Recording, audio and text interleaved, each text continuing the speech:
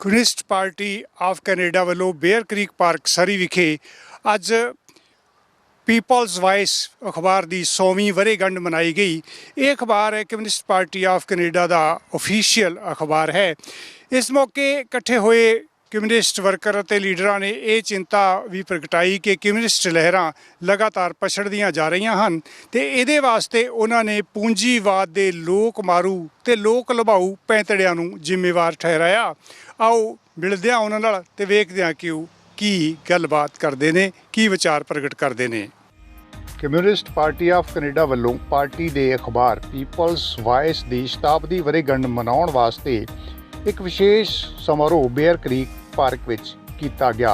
ਇੱਥੇ ਪਹੁੰਚੇ ਲੋਕਾਂ ਦੀ ਗਿਣਤੀ ਉਂਗਲਾਂ ਤੇ ਗਿਣਨਯੋਗ ਹੀ ਸੀ। ਜਦੋਂ ਇਸ ਘੱਟ ਗਿਣਤੀ ਬਾਰੇ ਮੌਜੂਦ ਪ੍ਰਬੰਧਕਾਂ ਤੋਂ ਜਾਣਨਾ ਚਾਹਿਆ ਤਾਂ ਉਹਨਾਂ ਦੱਸਿਆ ਕਿ ਕਮਿਊਨਿਸਟ ਵਰਕਰ ਅਤੇ ਉਹਨਾਂ ਦੇ ਪਰਿਵਾਰ ਕੰਮਕਾਰੀ ਤੇ ਮਜ਼ਦੂਰ ਲੋਕ ਹਨ।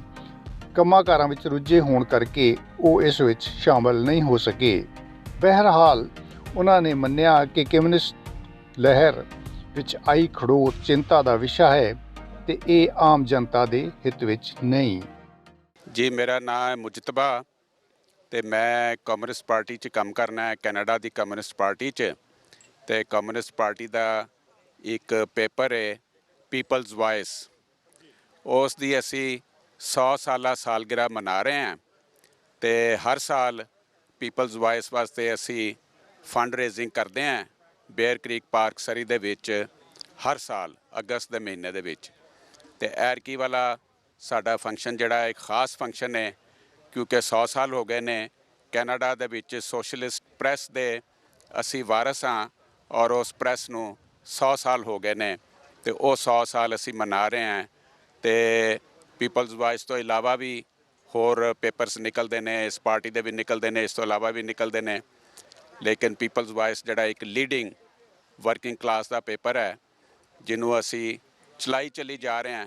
ਕੀ ਕਾਰਨ ਹੈ ਕਿ ਦੂਜੇ ਪੇਪਰ ਹਮੇਸ਼ਾ ਮੁਨਾਫੇ 'ਚ ਰਹਿੰਦੇ ਆ, ਕਮਿਊਨਿਸਟ ਪੇਪਰ ਜਿਹੜੇ ਇੰਡੀਆ 'ਚ ਵੀ ਦੇਖੇ ਇੱਥੇ ਵੀ ਫੰਡ ਇਕੱਠਾ ਕਰਕੇ ਵਰਕਰਾਂ ਤੋਂ ਸਪੋਰਟਰਾਂ ਤੋਂ ਉਹਨਾਂ ਨੂੰ ਚਲਾਉਣਾ ਪੈਂਦਾ ਜੀ ਜਿਹੜੇ ਵਰਕਿੰਗ ਕਲਾਸ ਦੇ ਪੇਪਰ ਨੇ ਉਹ ਸਾਨੂੰ ਵਰਕਿੰਗ ਕਲਾਸ ਦੇ ਵਿੱਚ ਡਿਸਟਰੀਬਿਊਟ ਕਰਨੇ ਪੈਂਦੇ ਨੇ ਔਰ ਫ੍ਰੀ ਡਿਸਟਰੀਬਿਊਟ ਕਰਨੇ ਪੈਂਦੇ ਨੇ, ਨੌਜਵਾਨਾਂ ਦੇ ਵਿੱਚ ਫ੍ਰੀ ਡਿਸਟਰੀਬਿਊਟ ਕਰਨੇ ਪੈਂਦੇ ਨੇ।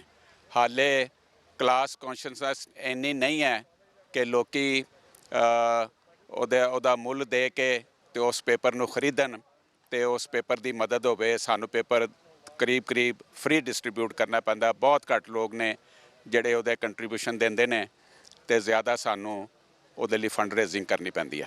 ਕੀ ਕਾਰਨ ਰਹੇ ਜਾਂ ਇਸ ਵੇਲੇ ਵੀ ਹੈਗੇ ਆ ਕਮਿਊਨਿਜ਼ਮ ਪਾਪੂਲਰ ਨਹੀਂ ਹੋ ਰਿਹਾ ਜਿਸ ਤਰ੍ਹਾਂ ਬਾਕੀ ਵਿਚਾਰਧਾਰਾਵਾਂ ਜਿਹੜੀਆਂ ਪੂੰਜੀਵਾਦ ਛਾ ਜਾਂਦਾ, ਕਦੇ ਧਰਮੀਕਰਨ ਛਾ ਜਾਂਦਾ ਹੈ ਤੇ ਕੋਈ ਹੋਰ ਲਹਿਰ ਆਉਂਦੀ ਆ, ਕਮਿਊਨਿਜ਼ਮ ਲਗਾਤਾਰ ਪਿੱਛੇ ਨੂੰ ਜਾ ਰਿਹਾ, ਕੀ ਕਾਰਨ ਲੱਗਦਾ ਹੈ ਕਿ ਜਿਵੇਂ ਪਿੱਛੇ ਨੂੰ ਜਾ ਰਿਹਾ ਹੈ ਕਿਉਂਕਿ 20th ਸੈਂਚੁਰੀ ਦੇ ਵਿੱਚ ਇੱਕ ਸੋਸ਼ਲਿਜ਼ਮ ਦਾ 70 ਸਾਲ ਲੰਬਾ ਇੱਕ ਤਜਰਬਾ ਹੋਇਆ ਜਿਹੜਾ ਕਿ ਇੱਕ ਕਾਮਯਾਬ ਤਜਰਬਾ ਸੀ। ਅਖੀਰ ਦੇ ਵਿੱਚ ਆ ਕੇ ਉਹਨੂੰ ਕੁਛ ਮਸਲੇ ਐਸੇ ਦਰਪੇਸ਼ ਹੋਏ, ਕੁਛ ਬਾਹਰੋਂ ਸਾਜ਼ਿਸ਼ ਹੋਈ, ਕੁਛ ਅੰਦਰੋਂ ਵੀ ਕਮਜ਼ੋਰੀ ਆਈ ਤੇ ਉਹ ਤਜਰਬਾ ਜਿਹੜਾ ਅਧੂਰਾ ਰਹਿ ਗਿਆ। ਲੇਕਿਨ ਉਸ ਤਜਰਬੇ ਨੂੰ ਅਸੀਂ ਦੁਬਾਰਾ ਤਰੋ ਤਾਜ਼ਾ ਕਰਨਾ ਚਾਹੁੰਦੇ ਹਾਂ, ਨਵੇਂ ਸਿਰੇ ਤੋਂ ਤਾਜ਼ਾ ਕਰਨਾ ਚਾਹੁੰਦੇ ਹਾਂ ਔਰ ਨਵੇਂ ਤਜਰਬੇ ਦੇ ਨਾਲ ਨਵਾਂ ਸਬਕ ਸਿੱਖ ਕੇ ਔਰ ਉਹਦੀ ਇਸਲਾਹ ਕਰਕੇ ਅਸੀਂ ਉਹਨੂੰ ਨਵੇਂ ਸਿਰੇ ਤੋਂ ਚਾਲੂ ਕਰਨਾ ਚਾਹੁੰਦੇ ਹਾਂ। ਲੇਕਿਨ ਇੱਕ ਗੱਲ ਹੈ ਕਿ ਸਰਮਾਇਆਦਾਰੀ ਨਿਜ਼ਾਮ ਜਿਹੜਾ ਕਿ ਇਹ ਗੱਲ ਆਖਦਾ ਸੀ ਕਿ ਸੋਸ਼ਲਿਜ਼ਮ ਨਾਕਾਮ ਹੋ ਗਿਆ ਅਤੇ ਸਰਮਾਇਆਦਾਰੀ ਜਿਹੜੀ ਹੈ ਉਹ ਜ਼ਿਆਦਾ ਬਿਹਤਰ ਇੱਕ ਨਿਜ਼ਾਮ ਹੈ, ਉਹ ਬਿਹਤਰ ਨਿਜ਼ਾਮ ਸਾਬਤ ਨਹੀਂ ਹੋਇਆ। ਮੁਸਲਸਲ ਕ੍ਰਾਈਸਿਸ 'ਚ ਜਾ ਰਿਹਾ ਹੈ, ਮੁਸਲਸਲ ਮਹਿੰਗਾਈ ਦਾ ਸ਼ਿਕਾਰ ਹੈ, ਮੁਸਲਸਲ ਇੰਟਰਸਟ ਰੇਟਸ ਵੱਧ ਰਹੇ ਨੇ, ਜੋਬਲੈਸਨੈਸ ਵੱਧ ਰਹੀ ਹੈ ਔਰ ਡਿਵੈਲਪਮੈਂਟ ਔਰ ਗਰੋਥ ਉਸ ਤਰ੍ਹਾਂ ਨਹੀਂ ਕਰ ਸਕੇ ਜਿਵੇਂ ਕਿ ਸਰਮਾਇਆਦਾਰੀ ਦਾ ਦਾਅਵਾ ਸੀ।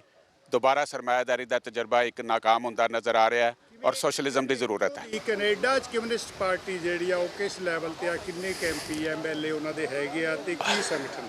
ਕਦੀ ਕੋਈ ਜ਼ਮਾਨਾ ਸੀ ਉਹਨਾਂ ਦੇ ਚੰਦ ਇੱਕ MP ਔਰ MLA ਵੀ ਸਨ, ਲੇਕਿਨ ਹੁਣ ਉਹ ਪਾਰਟੀ ਇੰਨੀ ਪਾਪੂਲਰ ਨਹੀਂ ਹੈ ਕਿ ਉਹ ਆਮ ਇਲੈਕਸ਼ਨ ਦੇ ਵਿੱਚ, ਜਨਰਲ ਇਲੈਕਸ਼ਨ ਦੇ ਵਿੱਚ ਜਿੱਤ ਸਕੇ।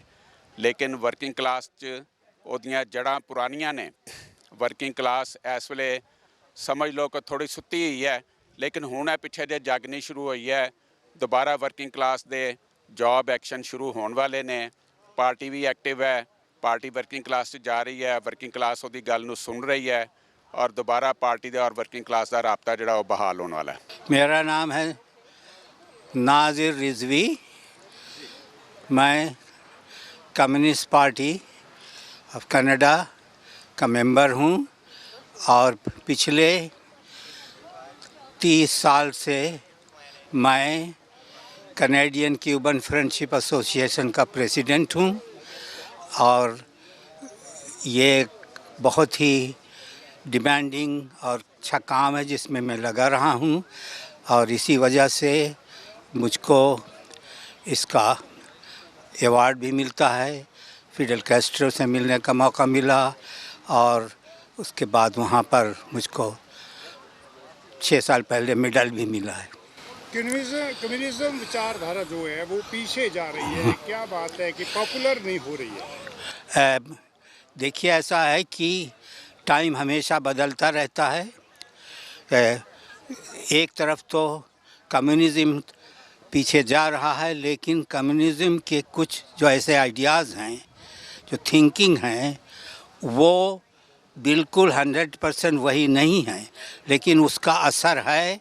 और यही वजह है कि चाइना ऐसा कंट्री जो कि काफ़ी बड़ा पावरफुल है, वहाँ पर उस किस्म का कम्युनिज़्म नहीं है, लेकिन उसका असर है और उसकी वजह से अब हमारे एशिया और अफ्रीका में भी उसका असर पड़ रहा है। यहाँ के किसी संगठन के बारे में, कम्युनिज्म पार्टियों के यहाँ के संगठन के बारे में कुछ बताइए। यहाँ के ये है कि ये इस मुल्क में साथ कई कमज़ोरियाँ हैं। हम अमेरिका के नेक्स्ट डोर हैं, हमको अमेरिका के साथ काम करना पड़ता है। हमको बहुत सी, हमारा फाइनेंस, हमारा सब चीज़ इनसे कनेक्टेड है। अगर हम क्यूबा के लिए पैसा भेजना चाहते हैं तो भेज नहीं सकते क्योंकि अमेरिकन बैंक नहीं अलाउड है।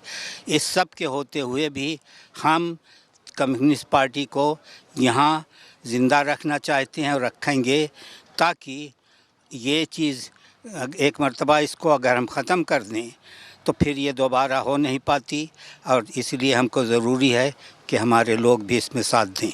ਕਮਿਊਨਿਸਟ ਆਗੂਆਂ ਤੇ ਵਰਕਰਾਂ ਨੇ ਉਮੀਦ ਜਤਾਈ ਹੈ ਕਿ ਛੇਤੀ ਹੀ ਉਹਨਾਂ ਦੇ ਦਿਨ ਪਰਤਣਗੇ, ਛੇਤੀ ਹੀ ਪੂੰਜੀਵਾਦ ਦਾ ਖਾਤਮਾ ਹੋਣ ਵਾਲਾ ਹੈ ਕਿਉਂਕਿ ਉਹ ਆਪਣੇ ਆਖਰੀ ਪੜਾਵਾਂ ਤੇ ਪਹੁੰਚ ਚੁੱਕਿਆ ਹੈ।